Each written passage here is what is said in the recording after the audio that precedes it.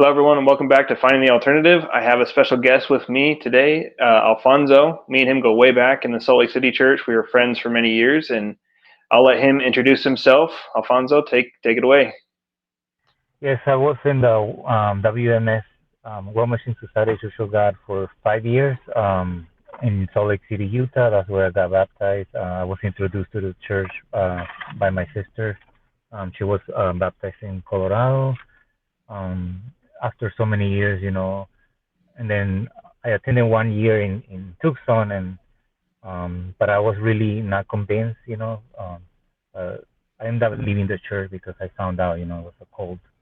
And that's why I want to do this video to help other new people that are thinking of going to help them, not to go through this bad situation. Right, and that's very commendable. And just so the people know, Alfonso was a very powerful gospel worker. I remember in Salt Lake when we would do the all day preaching. I remember this son of man, Alfonso, he would be driving in the car. He'd park at a red light, get out of his car, and go up to other people's car with the windows rolled down and start preaching to them, handing to them happy postcards. Yes, So, I mean, and I remember Alfonso, he was always driving. If I yes, remember correctly, you were always the one driving yeah. They everywhere. always wanted me to use my car, and even though they have a van to use for the church, Yeah, that's one of the red flags that I started noticing mm, yeah. about that. And And and I remember too with the construction projects, you were always doing construction all the time. Always. yes, always construction, and they don't even care if we have to go to work the next day because I work also in construction, so Yeah. you can see it was very physical, demanding, and also like the cold, the church was like demanding mentally and physical. Like um, my family would tell me, hey, you spend so many hours there, you should go to school, get a better job, um, you know. But they teach you that the world's gonna end, and why study, like in other words, fancy words, they would put it like, the world's gonna end, and mm, we don't know when, but they always teach like it's soon, soon father's coming, soon father's coming. And you don't have a mindset like you want to do any goals, you don't want to do anything because they always, putting that pressure and fear on you, like, oh, why should I go to school? And this is, we don't have so many years, And I always saw red flags on the church, but I always like put it on my back of my head because I was like, okay, this is the truth, I wanna please God. I want to do everything for God, because when you think you're in the truth, you want to do everything to please God. And um, so that's why I think I stayed 5 years, like even though I went through a lot of red flags, my friends outside of church would tell me, hey, what are you doing there? So many hours preaching. And I was basically 6 days of the week right there. All my time I invested there, and money, but I think the most hard is your time. You're not gonna get back your time, You're right. um, especially when my dad passed away. You were the only one that come from me there that had empathy for me, and they didn't call me right away. The leaders, like say, hey, or they gave me their condolences, but not like the day that my dad died. And I, of course, I had a group chat. Some of the brothers they did call me, but I feel that's one of the worst time because I didn't have my sister to to take care of my dad because he was in Arizona and she was a single mom with two kids, and um, I feel bad because I was a single son, so I should have done better more for my dad, And now that I look back, my dad is dead already 5 years, so I cannot bring that time back, you know, and that's what I decided to make this video because at the at first when I get out of the church, I didn't know what to do. I was should I say something, but then I researched. There was a lot of videos, people making a lot of videos, and I found a lot of things, about the church, which is a cult, and there's a lot similar in Korea. There's a lot of churches like that too that we don't know because we're very far away, like half of the world away, like Yeah. um, the ocean away. So yeah, if when I look back or see the pictures, I get like I'm like my trauma, comes back, Yeah. and the memories, how they have favoritism, and because you had a good job or you were a military, and which of course I wasn't that person. You had a good car, or you were always there, killing yourself, working hard. Oh, that's when you were the favorite. But Yeah. just Um. another, uh-huh. Oh, go ahead. Other times I will question a lot, like why they do this like this? Why don't we preach to homeless? Why don't we, why they always say no, no, don't preach to them? They always wanted students like young age so they can control your mind. Because when you're at young age, like 20s, you are more, you're just growing up, developing, your brain still, and Yep. you're young adult, so they're easy for them to control you. Yeah. And that's why they're very prevalent on college campuses. Yeah. Because you have students there trying to figure out what their purpose in life is, and they're naive and they're gullible, and it happens. I mean, it happened to my wife. It happens to tons of people that Hmm. have joined the church. And Yes. I want to touch on your dad, if I may. Yes. Were you able to go to the funeral? Yes, but they always say, because my dad was Catholic, so they were like, if you go to church, then if they pray, then pray after them, because don't listen to what they're praying, and it's kind of hard when everybody's praying. They make Yeah. you think. I used to think that, with what they made me think, like through all the study, the Catholic Church was evil. Like, so I was like, oh no, I should not. I don't want to go in, but I have to. You're in between that, in a sad moment, and you know, they mess up Yeah. with your mind. Yeah, uh, uh, especially a lot of your family say, why you don't want to go or pray? Like or Yeah. say something. It's your dad's funeral. That was pretty hard. Because then I got back to Utah, and I have to pretend nothing happened. Like, because everybody think, oh, it's better when you die. Like, your body, they make you think, Yeah. that you're. So yeah, I didn't get a lot of empathy from a lot of the. I won't lie, I got some from my closest friends, but I remember you taking me into a room and told me a story about your dad. How I think you wrote a song to your dad, Yeah. and that you have to go the next day. You have to go to church because your dad died in a Friday or something. And you gave me a little bit of empathy. You gave me empathy to understand that day because it was a Sabbath when you talked to me that day. I remember that was back in 2019. And yeah, but I feel like inside, if you lost a parent or somebody very close to you, you feel so empty. Like nothing. Yeah. One thing that, and just for the record, he died of a heart failure.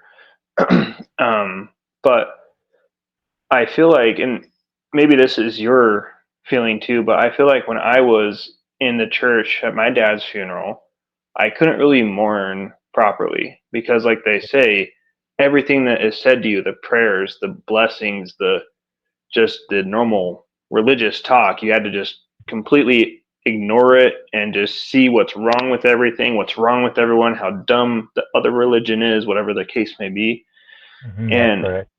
when I was going through my dad's funeral, I didn't really process it. I didn't really have the time to mourn him because I was so busy trying to not be influenced by Satan, by Babylon. Was that kind of your similar experience when you were experiencing your father's funeral? Yes, Adam, that's the same thing happened to me. Like you couldn't really more talk about it. And then now that I look back, that I took the like my eyes were kind of blind. So now that I can see better, put it that way. I'm like, how can I let myself be that? Like how can I didn't, move to Arizona and, and take how my sister take care of my dad because she had other things, her two kids and single mom, and that really hurt me, like until this day I feel like guilty because as a kid, if you're good, having good morals and good education, you should help your elders, help your parents. Especially my dad was 72 when he died, so he was old. So, and I spend my time in church versus the Bible says, you should start in your house first with your family. And that really was a heartbreaking, to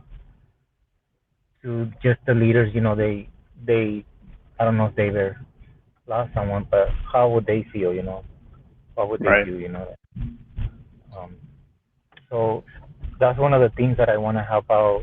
I did this video. I wanted to do this video because I want to help other people to think about, to do your research, not just go there because you're thinking God is there. Right. Not everybody is there, not every church they do the correct thing about the teachings of God and care about you. They just want your time and money. Yeah. Did you ever feel like, when you were in the church, especially like when it came to your family passing away, did the verse or the teaching ever come to mind, like let the dead bury their dead? Like, did you ever feel kind of callous towards loved ones dying because of that teaching? Yes, yeah, yeah. Is is So that what you kind of feel guilty for? yes, I kind of feel guilty of that because I had different mentality when I was in church. I was, basically brainwashed from all the studies. I was basically 5 years and 6 days of the weeks I was there because I was, single and have all my time. So, and, you know, time, like I told you, I will never get that back. Right. So, um, like the Bible says, wolf dress as a sheep, like they pretend to be good. Yeah. So you said your sister was the one that brought you in, and the year was 2016. Is that accurate? Yes, yeah, December 2016. And what Zion was that again? What state? So I was working in Colorado because my job like moved and construction. So in my free time, she will invite me, but I never got baptized over there until I really moved to Utah, and I got baptized. After several studies, and that's when I started. After a month I was baptized, I was shadowing when they preach. I was just listening to learn. I remember one of the times I was wearing jeans, and the missionary in the church in Salt Lake, he's not there no more, but the one that was there back then, he didn't like the way I was dressed. He looked at me in a bad way, and immediately he called my leader. And then later I found out because they say, "Oh, you need to stay to watch a video." So I was like, they really pay attention how you dress. Like they kind of copy the Mormons too. Like they want you to have all these fancy clothes. Yeah. Would you say that they're very image obsessed in the church, in Yeah, your they're opinion? very obsessed because I wanted to join the choir and I had, I could see a beard and I trimmed my beard and the deacon said, no, you have to take everything off. And I was like, but I'm a man, like, you like your beard, like, like, okay. I ended up not joining the choir Yeah. because of that. They were too much. Yeah. Did you? And then, so after you got baptized, when did you come to Salt Lake? What year was that, and what was the reason for you coming to Salt Lake? So I moved for work, and then my sister also moved, the same one that got me there.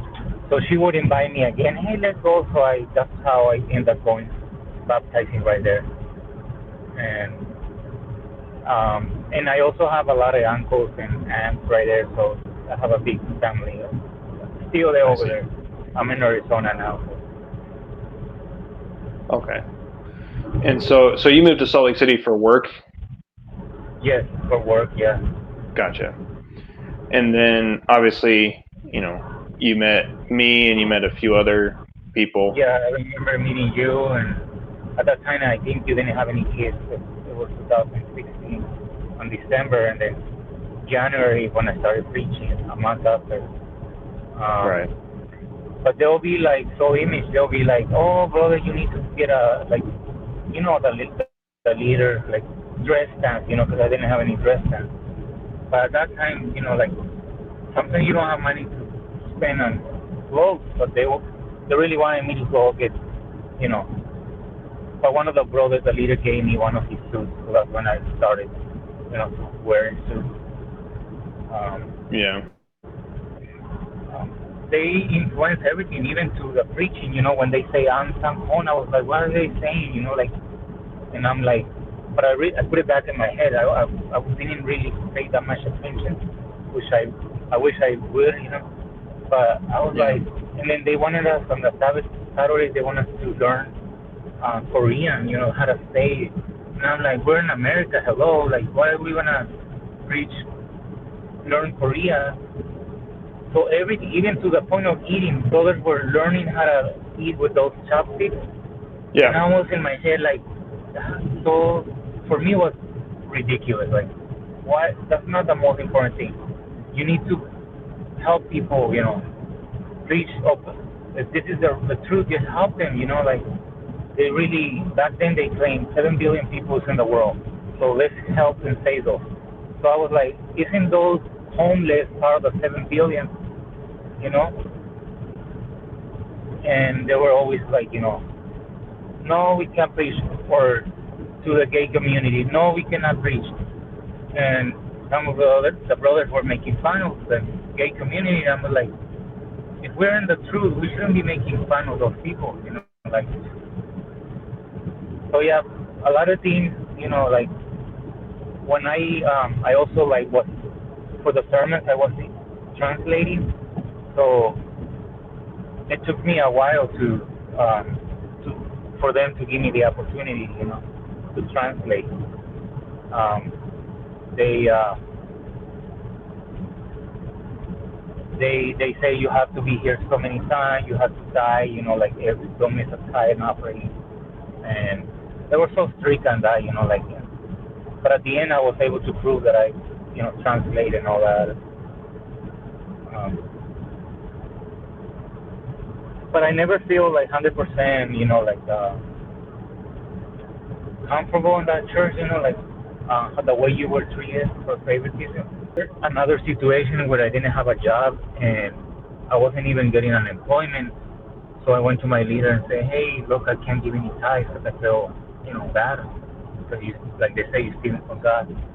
And I went to talk to the missionary. That he told me, "Go talk to him." And he's like, "Do you have a credit card? Maybe you can do cashback."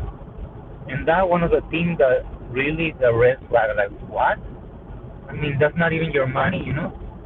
Yeah. And I remember I didn't even say. I just say to him, "No, I cannot do cashback, because that's not my money that I'm working." Yeah. And I remember I was always there, like, helping, cleaning, and on Friday. And I mentioned because he didn't know before he told me about the credit card. I told him, "Oh, I don't have a job." "Oh, then you should be looking for a job. You should be. That's more important." And I was thinking, well, then you guys say that come to Zion, help out. I understand. I gotta look for a job. I'm not thinking. I'm not expecting them to pay my bills, but I feel like they focus a lot on money. They always look what kind of car you wear. They give you these looks. Like up and down. Look at your clothes. And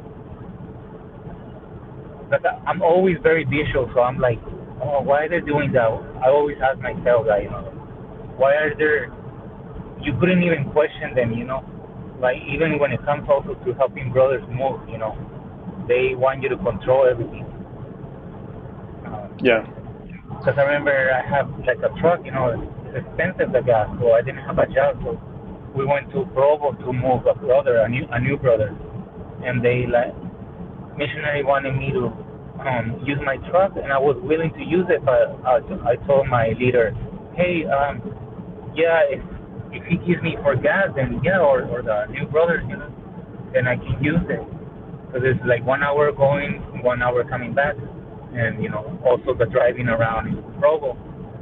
So missionary didn't like when I say he came outside the parking, and I told him, I'm not gonna use my truck, and he gave me like to so like help them move from apartment, and then I told the missionary, hey, this is how we supposed to um, do on the truck, like the straps. And he's like, no, this is not the way we do it. We're gonna do it my way. And I'm like, he knows I work in construction, so I know how to. We used to do semi trucks, try everything, very heavy stuff. Yeah. He knows that, so I was like, do you want to? I'm in my mind saying to myself, he wants to control everything, like. And one of the times I went back to the apartment to grab something, and he was reading a book, and I'm like, isn't he supposed to help too? Like, I was like, no, he's lazy. He's like reading a book, and we're busting ourselves. We're a few brothers, moving all the heavy stuff. That was one of the other red flags. And I told my leader, hey, don't ever invite me to help them, because I'm willing to help as long as we get there, help them, and go back to Salt Lake, because I have to work the next day, and or look for a job, um, Yeah. and I feel like they think they own our time. Like we have life outside Zion. Outside church. Yeah, I find it interesting how, they put so much emphasis on your physical life as far as, oh, you need to get a job, right? But then also when you get a Mm-hmm. job and it's like but what if that job takes you away from Zion? Then it's like, oh, well, now you're putting your job before God, right? Your job is an idol now. And it's like, okay, so Yeah, if I and have there a was good that. job, yeah. Mm-hmm. Oh, sorry Oh, to go ahead. interrupt. I No, just go ahead. remember something that when I got a job, I used to work Saturday, and they're like, "Oh, you should change it," And I'm like, "I just got this job, I don't want to get fired." And they will say, they will read a verse, "Hey, look, the Sabbath, this and that." Yeah. And I end up changing jobs just because them they tell me that. But then, when it comes to like you need help, who are you gonna seek? Of course, I go to my physical brother. I asked him one time to lend me money, for pay for rent.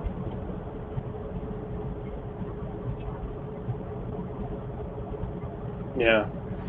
And it's just they make you, in my opinion, you get broke in that church because you're always offering for, you have tithe, you have normal offering, you have all these other random offerings, food donation, everything, and you're broke, right? And so Yeah, you try to make up in your physical life to try and make up for the loss that the church is taking from you, and it's just a vicious cycle that yeah, you can never feel like you win because you're always broke, you're always tired, you're always just done, because every waking moment outside of work you're spending doing, gospel things, and then the other time you're working, but then they're even taking like a lot of your paycheck for helping out with things, and it's just an exhausting yeah. cycle. And they always have things going on like throughout the week. Like I said, I was there for 6 days. They always have like preaching. Like I went to Idaho, Montana, with St. George. I went to 3 different states to preach, and they always wanted to use my car, or they would put excuses, like. And I remember one time we didn't agree which car we were gonna go in, and I went to bed early, and they keep calling me, they wake me up, I was already sleeping, and even my leader called me because I didn't answer the deacon phone because they wanted to use my car, and I ended up using my car, like, oh yeah, you brother, use them more blessings.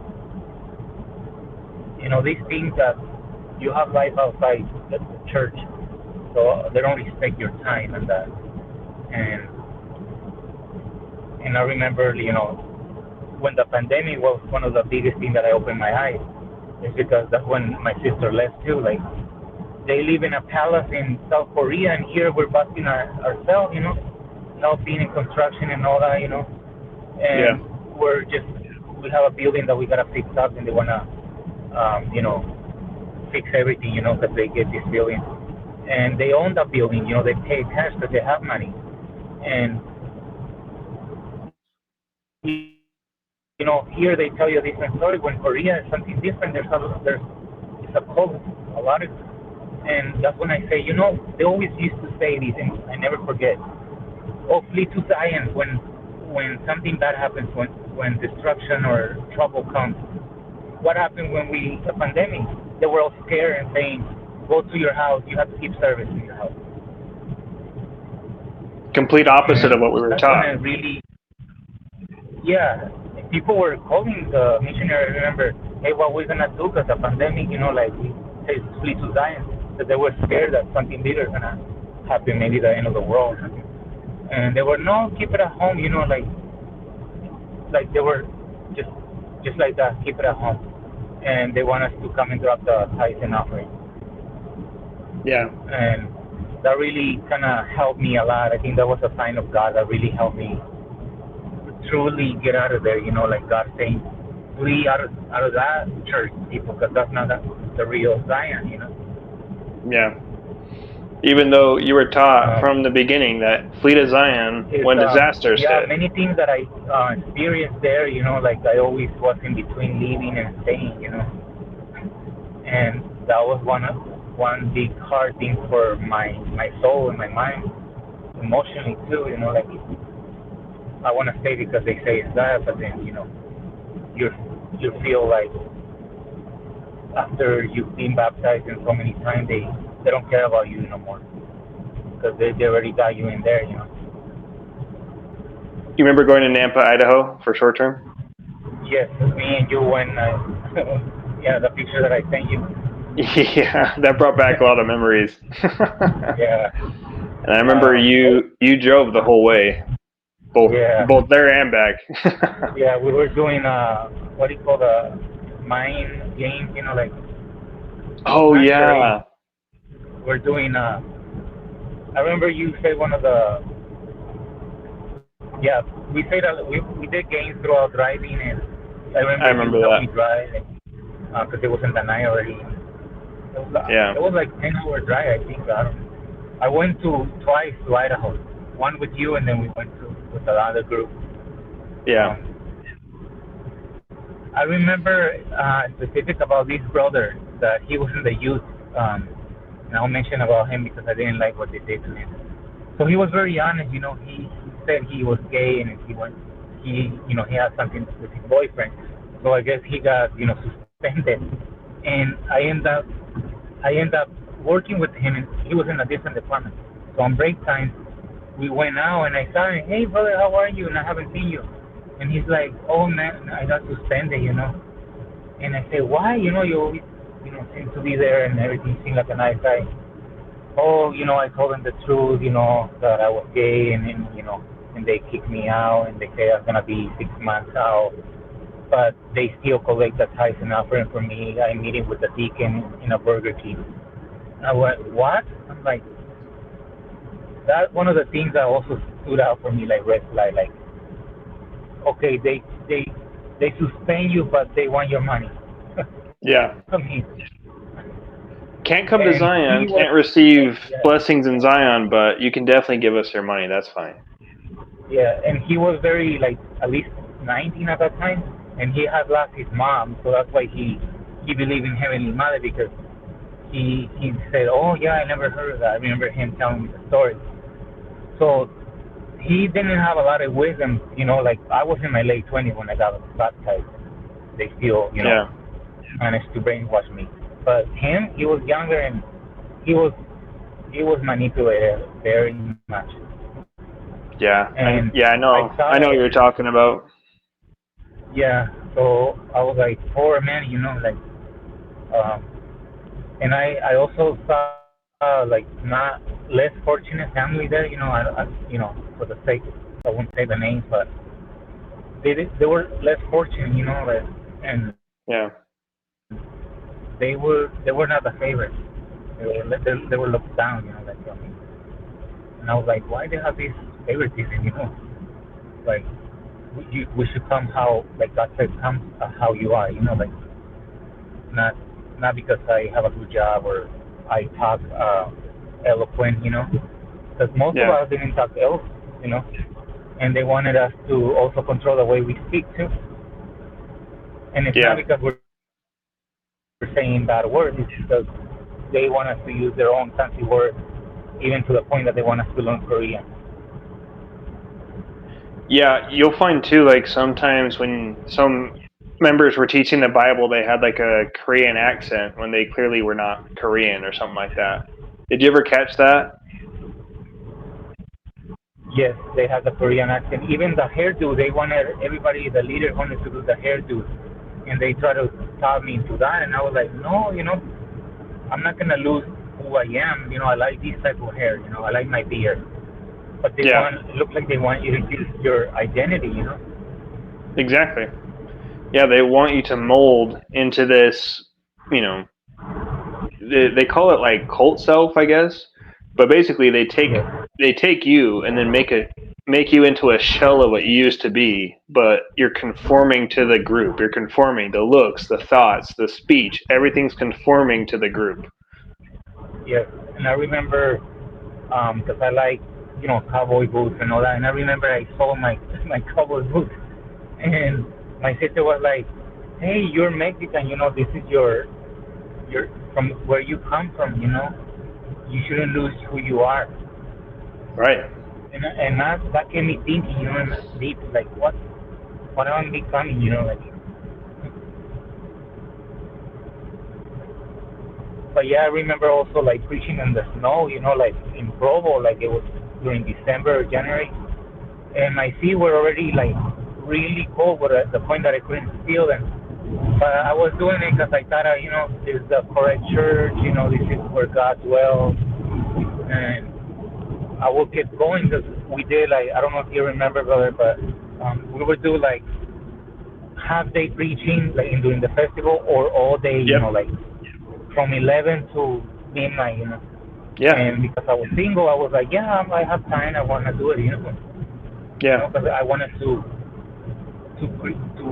do more points for God. Because they always say in the teachings, the more you do for God, the more you're gonna have in heaven, like a big house, like this. You could have a big building, many blessings, and that makes you think like that's when they brainwash you. Makes you think, okay, I need to come 6 days a week. I need to be here super early if I want to have a role. Like me, I used to translate the service. They gave me one service to translate, and then you need to go on the preaching. Every month they have something different like going on. You need to go Yeah. preaching on the college, out of state, like going too much like military. Like going out of your way to get to heaven. You were going out of your way like in military. Like preaching 6 weeks a week and everything, and you will miss birthdays, Mother's Day, in Mexico we do different day Mother's Day. All these that cause my parents are not young. My mom is right now 72. My dad was 72 5 years ago. So as you can see, like, I miss a lot of things, like, um, or, going back to school, getting a better job, not being in debt in your credit card. Yeah. So, how long have you been out of the church now? So now that I was in Tucson, I was out last September because I went to California. We went to twice. I went for the church. I went in August, and after I came back on September, I already knew, but I was trying to, like to see is this really the truth, and I had enough already. I feel like I had enough.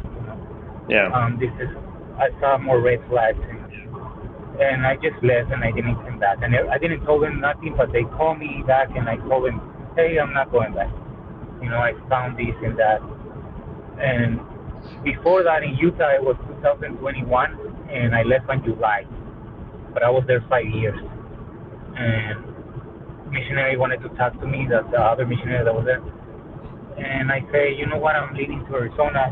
I had to pass. So, you know, they didn't even offer me for help, to pack as I was moving out of state.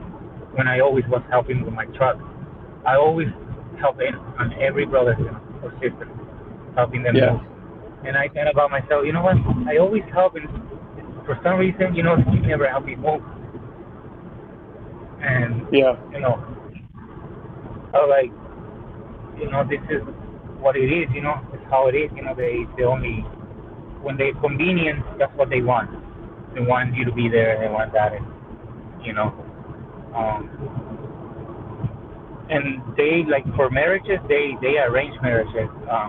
Because I remember I went out with two of the sisters, two different sisters there, and then they were the one that decided me, the first sister, to she was also Mexican. She is to to start dating and stuff, and I found that interesting how two grown ups, we were in our 30s, me and her, had to ask permission, to who do you want to go out with. It's not a sin, we're both adult singles, Yeah. and yeah, and somehow I think, I don't know if it's their fault, but I can say that it had to do with them that we broke up, and I'm like, okay, they arrange, and they, you know, they do the way they want to do it. They don't like people questioning them. They always want, like they say, they want cheap, they want people to just live and not question. Yeah. Um, and I also remember, like, they asked us for help out with the cleaning supplies, if you can just keep offering for that, and you know, it was like endless, always Yeah. something that you have to give. So Adam, like, they, your house, you needed time, or your apartment in my case, you needed time also to take the trash out clean right there, and I feel like you were exhausted sometimes. Like you study when you came back on time. You had to study because you want to pass those levels if you Yeah. want to become like a higher up. So you were always Yeah. busy, and me as a single, I was always busy. Like I was uh, having at one time I had to take two jobs because the other job didn't pay that much. So I had one part-time job and one full-time, and then I was in Zion. So that was another job in Zion, another full-time job or overtime job. Yeah. And for anyone watching this, Alfonso was always in Zion. I remember him always doing the full day preaching, always just going out of his way to preach to people. Like I said, he would stop people in their cars at a red light and preach them. He would go up to a group of people and just preach boldly. Like he was the boldest person you'd ever meet, and he was the humblest person you would ever meet. And the church, in my opinion, abused it and used it as and pushed the envelope as far as they could with you. Is that fair to say, in your opinion? Yeah, that's fair. I think you say it like this. I have traumas, like when I think of when I see the pictures or I see the videos that people upload. Sometimes I cry watching the video, or I have anger or things, like PTSD, like well, it feels like it brings me back to that time, and I'm like, my mind was brainwashed, and I was so controlled that I wish I would have listened to my sister, my mom, my dad, and would have said, hey, you know what? I should just not come here 6 days, or really do my research online and see what's going on with this church, Yeah. because there's a lot of red flags that I did ignore, because as you can see, many hours that I spend there in a place studying. Oh, I was if you remember, I was the few of my group that I always wanted to study, because I was single and I wanted, like, stay busy, like, I want to learn about God because he's my father, like, and Yeah. they brainwash you a lot that you lost yourself, like you drift away, like in the beach, like you start drifting, and all of a sudden you're in the middle of the ocean. Yeah. And, you know, now that we're on the topic, maybe we can talk about your family a little bit. So, Hmm. your mom was never in the church, right? She got baptized because when my sister was there, she got her Oh, she baptized. did. But Okay. yeah, she got baptized, and but she was older, she's wise. My mom, she knew, and Yeah. she told me like, hey, why you don't you go less days, why you stop go a lot, don't get yourself a lot into this, or why they go on Saturday, or why we have to preach in Korean. She said many things she questioned. Yeah. And they didn't really have a good answer, at least in my opinion. Um, No, never have a good answer, and then they didn't have a Spanish service, so we had to be in English. And yeah. my mom kind of sometimes question why they don't speak Spanish. Yeah. And, so now you're out, and it looks like you've been out for probably, for a while. Has life gotten better for you? Are you at more peace? Do you have more joy now? So what's your time being out of the church? How has it been? Yeah, I feel like yeah, you're more at peace because the other thing I didn't mention and is I had anxiety all the time in Zion. I always had anxiety and I was always like eating a lot because of the anxiety. Like because of all what they put you through, like do this, do that, and you sometimes you wanna like open up, especially when you like this moment, when everybody comes out, but they don't have really somebody to tell them because the other person is brainwashed and you can't really say nothing to them. Hey, look, this is what's going on. I would just want somebody to listen to me, like. And if you tell your family that you already push away, or your friends, and I feel, like that too, like it's kind of hard to like. And good thing, we have these people like you and others that are making these videos and helping people like to really think and do your research. I wish somebody would have told me that, hey, search online, um, because um, you really need to know what you're getting into. And at the end, and here in Tucson, that when I was preaching on campus, I remember they never call us back. And I think because some of the newer generation, they do a lot of research Yeah. and or they have heard about these videos.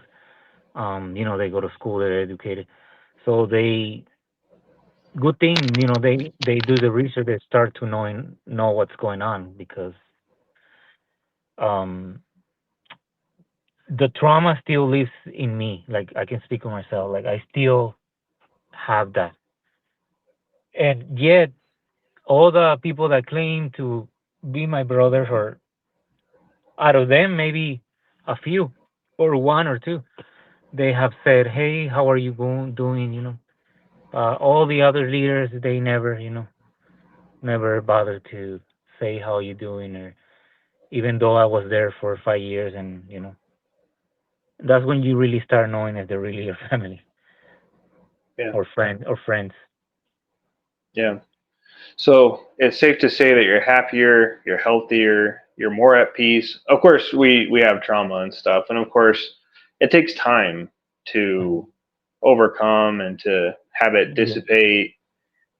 Those traumatic experiences and memories and stuff. So I would recommend for you, and I think this is another reason why I do this too, is just so people can heal. Right? It's just something Hmm. about telling your story and putting it out there. It just Hmm. it something about it just heals you a little bit. I feel like, and at least just helps you along in the process of getting over, what happened. Hmm. Um, and with your family now, would you say your family's better? Would you say your family's more close? You're closer with your family, your mom, your sister, and you're able to be more a part of their lives?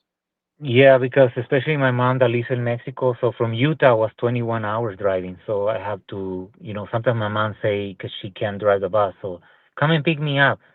So sometimes I have to literally ask for permission, my leader. Hey, I'm gonna go to Mexico. I gotta do these things like that. Even with my dad, when he died, and that was kind of ridiculous, and because as me being the single out of all for her five kids, I was the one that's supposed to have more time and help her, bring her over to the United States or go to Mexico, visit her, see how she's doing, spend some time with her mom because she's older now. And yeah, like you said, I'm doing better in a way that I didn't mention this, but in 2020 is when I got diagnosed diabetic. And that was one of the reasons because in church I was eating bad. If I was late, I couldn't be in a row. So I knew better that I had to like super wake up early to get ready, my clothes. And I was eating junk food, things like that, things fast, You couldn't take your time and make your food.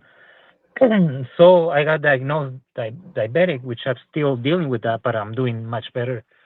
Good. Like going to the gym and doing really good food, like I remember telling them in Zion, I can't eat rice because that's a lot of carbs.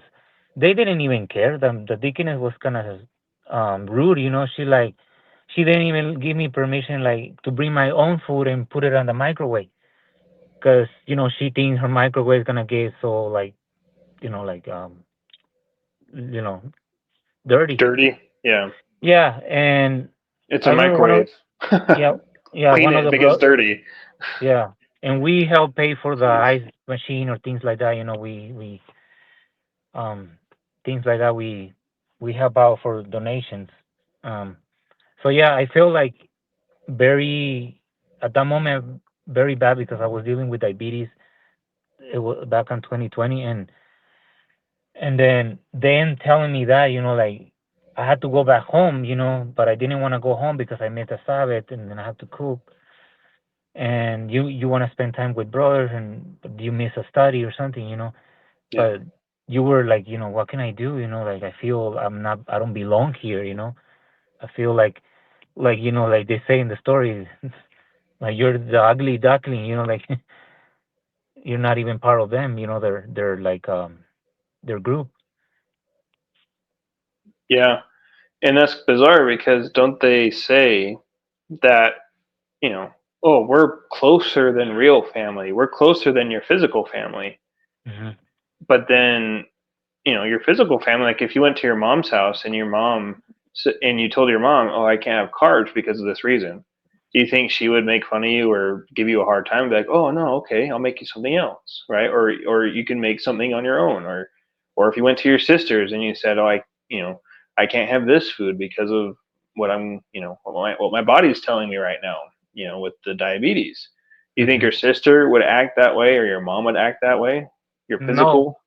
no, definitely not because they know that's gonna make me go to the ER, because your glucose goes up, your blood, Hmm. So yeah, that's one of the things that I was working. I remember working and then on my job and then working in Zion, and that's when I got diagnosed like that. And I just think good thing I have a positive mind. I just thought, I just gonna do what I have to do to get out of this because it's reversible. But I feel like they didn't have any empathy about that. Like it's like basically this is what we have. We serve rice, carbs, this and this is what the menu that we want. Like you couldn't even have your own opinion. Say, hey, what can we do these? Because this is better. Because I heard another brother saying that he was pre-diabetic, so he was getting to that point at that time. I don't know how he's doing now, but there were some older people too. Like they needed to people that I know that have high blood pressure. So I don't know how they deal with it, but for me it was kind of hard. Like. Yeah. Yeah, it's bizarre because we thought that was love, right? We thought that was God's love for so long, but it's like your own physical family would treat you better, and it's like if the spiritual family is the real family, then why is the fake family, the physical family, treating you better than your real family, spiritual family? It just doesn't make any sense. Um, Yeah, and I like I said, I still think like when I go to another church, like Christian church, I still have PTSD. Like I go and I it gives me memories, when I go to the temple. Yeah, Like it's hard for me to choose a church because I want to be, very smart about it. Like where am I getting in myself? Do my research, because I don't absolutely. want to go into a place that I gonna regret or it's gonna affect my health more, in my time. And Yeah, those 5 years, I know I'm not gonna get those back, like when I could have done many things, like so. But I know God is always with us, and God is always like doing things like the pandemic. That was one of the biggest things God did for us, so that we can open our eyes. Like, look, you know, this is not the correct church that they make you think you're going. yeah, and and I would say too, like just keep doing your research and join a church that's healthy. Hmm. Join a church that you can disagree with people, Right. right? Like Yes. if there is there's the truth. The truth can withstand anything. And so what's a little disagreement, right? Like if you can just like go to a church that you can disagree with people on, and it's fine. And Right. I always recommend to people, go to a church that, you know, they don't really care if you come or not, because they're not in it for something. They don't want something from you, you know. Exactly. Yeah. They just, hey, we teach the word of God. Come if you want, don't come if you don't want to. I would say that's a good sign for a church. They're not trying to sell you something. They're not trying to get you with something. They're not trying to trap you. So I would say go to a church that's, says you don't have to go to their church to be saved. That is that is Yeah. accurate, right? Or you don't Um, have to go out of your way and preaching like me, being on yeah, danger and the traffic. Or I remember back in Provo, we preaching before they open as like a house church. We used to preach in the night in the snow, like cold, and we were hungry. below And because freezing temperatures. Yep, I yeah, remember and that. I remember people slammed the door on us and they called the police several times. We were in trouble sometimes because we thought it was the truth. People spit in our faces, So I was like, and I would take that because I was thinking, God took more than us, and they always do that to us in a study. God was mocked, he was ridiculed. So I say, who I am, because I'm thinking, this is the truth. Yeah, I remember doing the Operation Infiltration. You remember Yeah, I remember that one. Yeah, that? yeah, Well, where we would pretend to be locked out of an apartment complex just to get in and preach yeah, yeah, and because those wait. apartments were very Yeah, secure. yeah, And later they'll find out and say, hey, I'm calling the police. yeah, or Or security or whatever. yeah, or basically Yeah, get out of here, because they slammed the door. They didn't give us the opportunity. yeah. So We did some stuff, didn't we? yeah, yeah, and I end up also like buying all the books and all these Yeah, library that I have. And but yeah. I did now that that you guys good thing that you guys make this. I saw a lot of videos from different states, and we all kind of relate in the same thing, like Same how the story, right? Everyone how has the the same basic story. yeah the main the fun the basic Yeah. um I was just watching a video from another sister from Salt Lake, and I just comment on her video, hey, I know you, because I helped her move too. So I was like, oh, see, I saw both her and her sister videos. So wow, a lot of people, the other brothers that are in there, I'm not saying they're bad, but they're just following the wrong teachings, and they think they're like we used to be, like Yeah, they're very vulnerable, like yeah, um and like this brother that I mentioned, he just lost his mom when he got baptized, and he believed in Heavenly Mother and all that. Um, Same here. I feel like the brothers I know, like, like, like other interviews, they, I think they have said, like Alfonso followed the world. He loved more the world.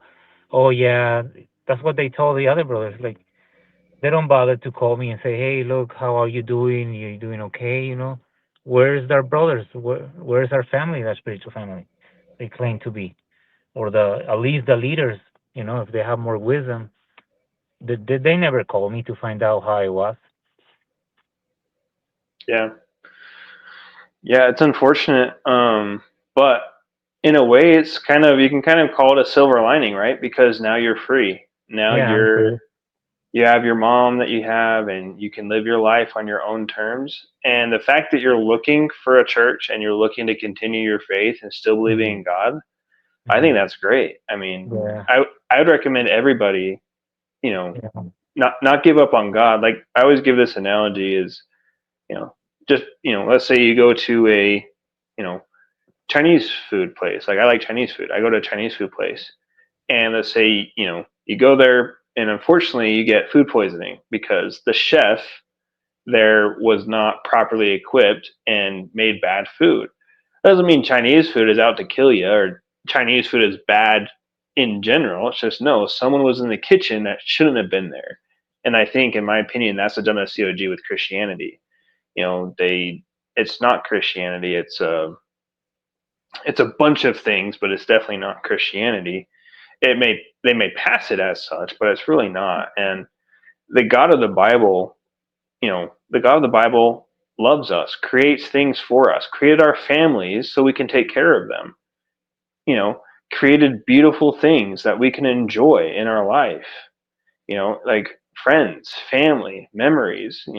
Beautiful scenery in the mountains. All these things God created and said it was good. So them saying everything's bad and evil and Satan that's outside of the church is a complete, it's hilarious.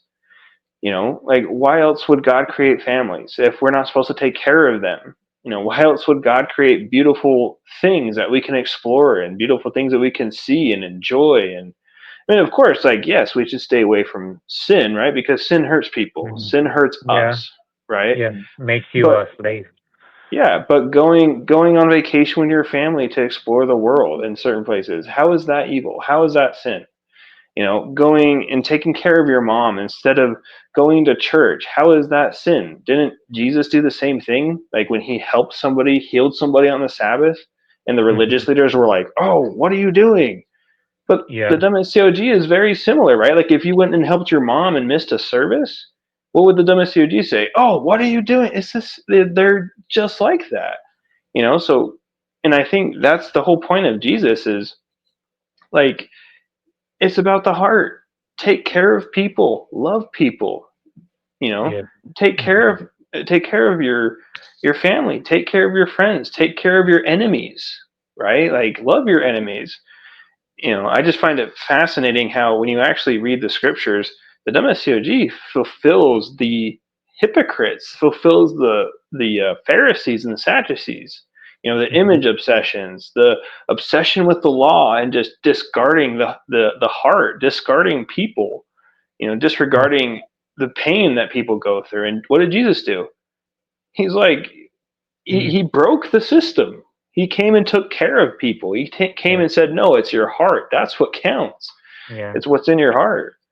The new covenant, yeah, is like empathy and having love for people, and how if you can't help with money or food or whatever, a favor.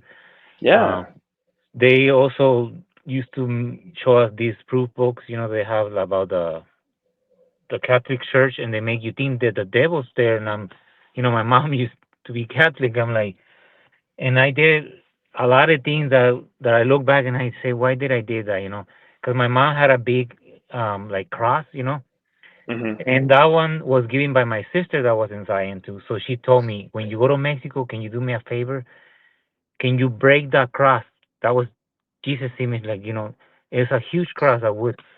So I had to go out of town and drive away and throw it and like break it so she doesn't see it. And my mom find out and she told my brother and she said, I don't know what my son becoming, like. And I look bad and I feel bad about my mom because that was her, that was not my property. But Yeah. because me and my sister were brainwashed by the church that the crosses are bad. Um, Yeah. and also my mom believed in like other saints. And I remember telling my mom, "Why you have that there in your room?" But then my sister say, leave my mom alone. She has her own belief. And that's was because I was like so into that. What they teach you, like, no, this is bad, and don't go to the Catholic church because the devil dwells right there.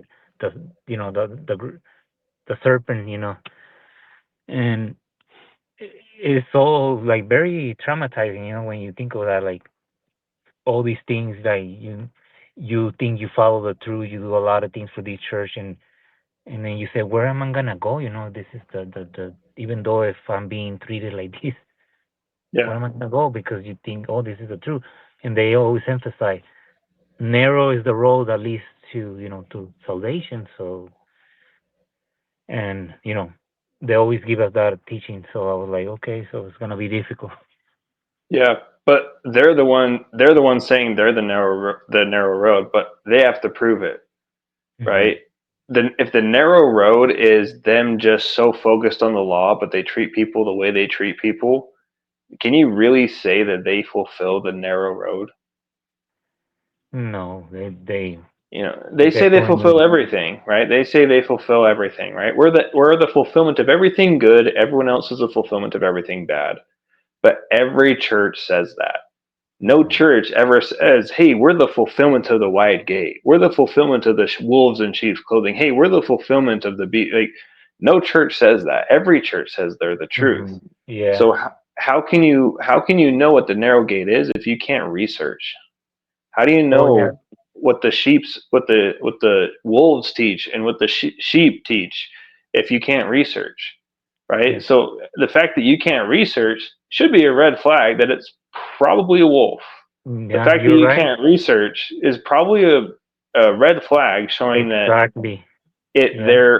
they're not true. Otherwise, why would the truth be afraid of research? Like, Yeah. if what they're saying is true and you research and this truth is embedded in history and facts and archaeology and the Bible, doesn't matter how much you research, you should come to the same conclusion no matter what if it's indeed the truth. Then why is it that whenever people research, they leave? It's because it's not. They can't come to that conclusion because the research, the facts, the truth does not point to them. And you made me remember that, and when I just left this second, this in Tucson, Arizona, that's what they told me. One of the brothers, when he contacted me just to tell me that you watching a slander, that's why you left, because you seen a slander. He said, and I I wish I can tell him again. Hey, I did my research. And now I found in a lot of things, like for example, there's a lot of cults in Korea. We don't know in South Korea because it's way, way on the other side of the world. Yeah. And you found out through research and online, because they never let you go online. They say, "Oh no, don't watch these videos. Oh, don't go on YouTube," or because whatever they're holding right there is gonna fall. They know better than that. And how can that be the truth if the truth is so affected by you looking at a person's testimony or a simple fact or checking the history that they teach you in the church or checking the prophecies of the Bible? How, like, what is slanderous about that? Mhm. Like, slander, like, they change the meaning of words, and I say this all the time. Like, for instance, we kept the ascension of An Sang Hong. Well, An Sang Hong didn't ascend, he died. Right? Mhm. Like, that is Yeah. the opposite of ascension. And it's the same thing with slander, right? They say anything that's critical, whether it's true or false, is slander, and that is not the definition of slander. Slander is a false a false statement with malicious intent to defame an organization or person. Nothing about that is happening on this video, my videos, or any of the other videos or blogs or whatever is out there. They are simply presenting their side of the story, or they're presenting facts, history, and other things that they have evidence for. And they're just saying, this is the evidence we have, do with it what you will. That is not slander. In fact, I would say what the real slanderers are the WMSCOG, who make up lies and make up slanderous remarks about the people that leave and make videos criticizing them. I would say that the real slanderers, in my opinion, are the WMSCOG. Yeah, they make things or flyers, or they use flyers like the Jehovah Witness, and I think the Mormons also make flyers and like pamphlets. They made us use that when we preach. They I guess they copy other religions too. And Yeah, and I wouldn't say that, I wouldn't say that, if somebody hands you a flyer or something, they're in a cult. I mean, obviously flyers are used in businesses, flyers are used in normal churches, but, I would say the extent of how it's presented and what is presented, that's the information presented, that's what to look out for. That's what's to research, you know, the claims, right? And I think that's kind of what you were getting at is, obviously handing out a pamphlet in and of itself is not like bad or something, oh, but I think more so it's, the claims and the information. Like if the claims and the information on those pamphlets, like proving God on Sang Hong or God the Mother or something like that, it should be as simple as like, okay, well, if you're making that a statement and that is your faith, your statement of faith, then it should be a fairly simple matter of researching and coming to that conclusion through facts and through history and through testimony and etc. and you made me remember another thing. Before I left here in Tucson, Arizona, I they were saying that mother was gonna move to the United States. They were not sure if she was gonna move to with General Pastors to um, either New York or somewhere in there, Illinois or L.A. So I was Hmm, like, if you remember, interesting. Adam, back in 2018 or so, they were saying the mother cannot move from Korea because she's like the fountain of something like that. Like she has to be there. People have to come to her, not she. And when they were saying that this, a few months back last year, I was like, I can't believe what I'm listening to. No, they always change everything. Yeah, They're very manipulative. Oh no, we and then when you question them, no, we never said that. You yeah. know, they They they gaslight don't. you. They're not adults. They gaslight. And that's when I also another really red flag. I said, no, this is not true. You know. It was the same thing with Mother Ascending. We were taught very explicitly, at least I was personally, and my wife was as well, that Mother is going to ascend alive with the 144,000. We were taught that. It was in the new songs. Yeah, me too. And Yeah, but and I now, remember. yeah, and now they're like, well, we never taught that. Who taught you that? I never heard that. It's like we were clearly taught that. We're not insane. Quit gaslighting us. We were taught that. Yeah, And now they're walking it back saying we never taught that. And they changed it in the new songs. If you look at the new songs prior to like 2020 or 2019, that yeah, was in the new songs, but then they changed it. yeah. They took our old books and they changed it to because they took some songs out of there. And how can that be the truth? How can that be? How can you make a prophesied statement like that? She will not die, she will ascend with the 144,000.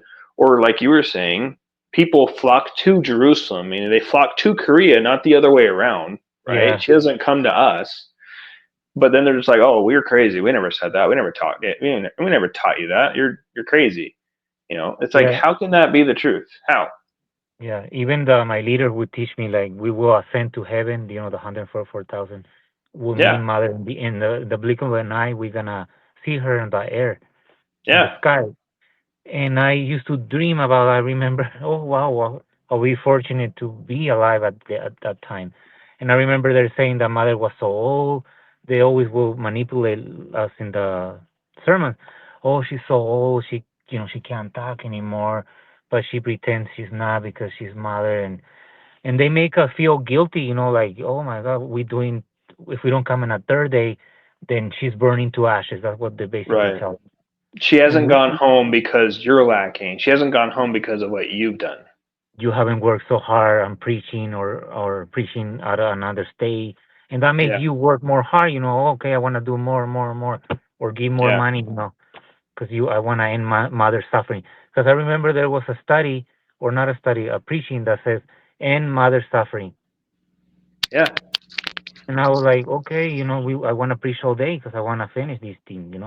Preach yeah, to last time I heard was 8 billion. So all these things, like these people like good thing there's the real God there that is helping us get out of here because yeah. this is really affecting a lot of young people, and a lot of people that are that also like seek for God. They want to seek they for the real God. And they Yeah. take advantage of them and their time and money.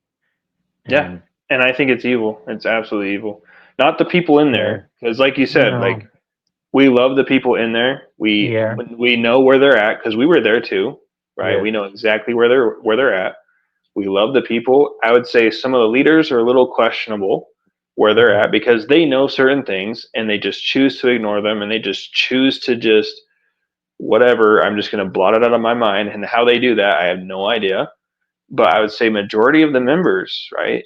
They are just good, God fearing people that just want to serve God. They want to go to heaven. They want to take care of their families. They want to just do good. So this is not a attack on them at all. hmm, It's an attack on the system that is corrupting them unknowingly and that is controlling them. And I mean, I'll say spiritually and physically slowly destroying them. yes. Like I said, I still have PTSD. From that, I don't know. Hopefully, one day it can go away.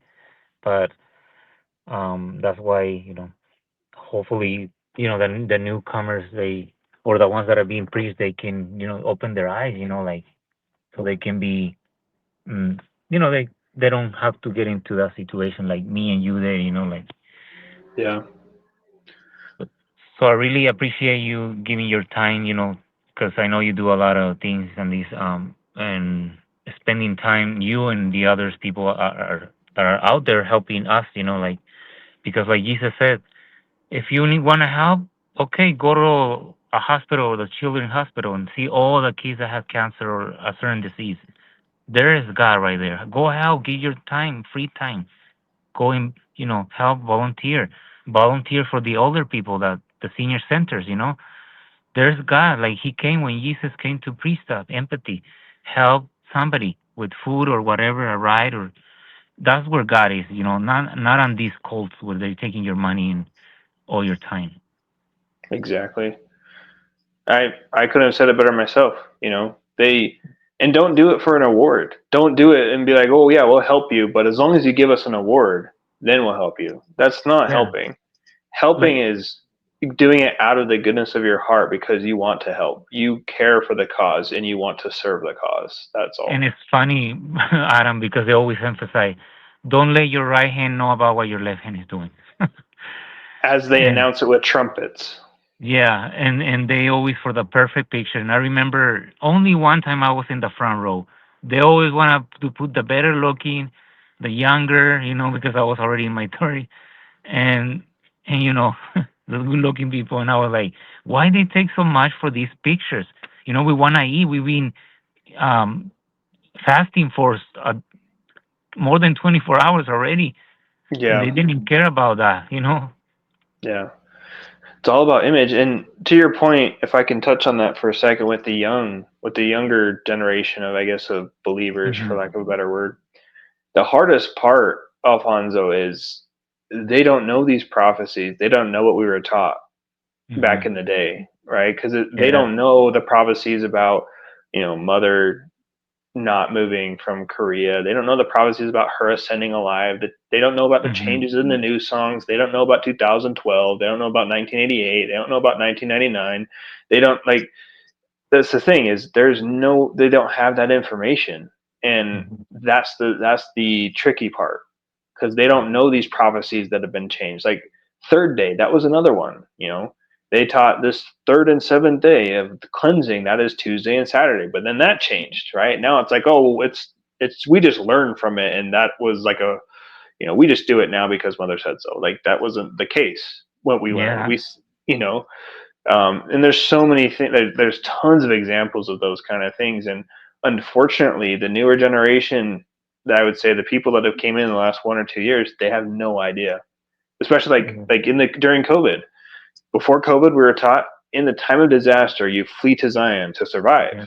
But then what happened in COVID? Oh, stay home, right? Like, don't come to Zion. Yeah. So and but now, yeah, it's not yeah, important anymore, Zion.